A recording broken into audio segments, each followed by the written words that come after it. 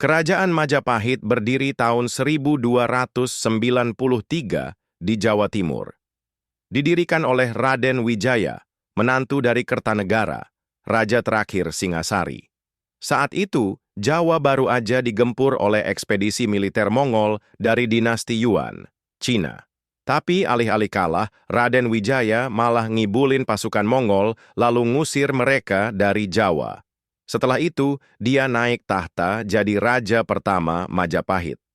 Tokoh yang bikin Majapahit jadi kerajaan superpower di Asia Tenggara adalah Gajah Mada, Sang Mahapatih, Perdana Menteri. Tahun 1336, Gajah Mada diangkat jadi Patih Amangkubuumi, semacam Perdana Menteri Agung. Di saat itulah dia ucapin sumpah legendaris, "Saya tidak akan makan palapa, rempah-rempah sebelum menyatukan Nusantara." Sumpah ini dikenal sebagai Sumpah Palapa.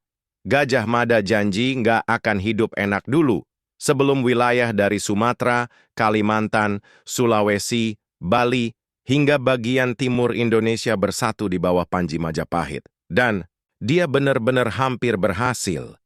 Di masa keemasannya, terutama di bawah Raja Hayam Wuruk 1350 sampai 1389, Majapahit menguasai sebagian besar wilayah Indonesia sekarang semenanjung Malaya.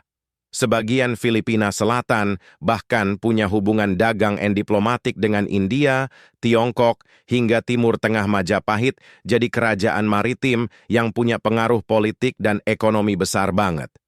Budaya dan warisan Majapahit bukan cuma soal militer dan ekspansi. Mereka juga punya budaya dan sistem administrasi yang maju.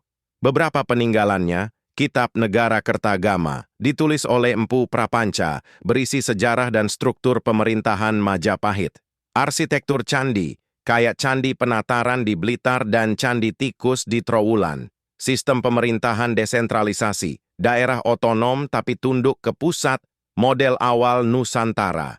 Majapahit mulai runtuh sekitar abad ke-15 karena beberapa hal. 1. Perang saudara setelah wafatnya Hayam Wuruk, Perang Paregrek.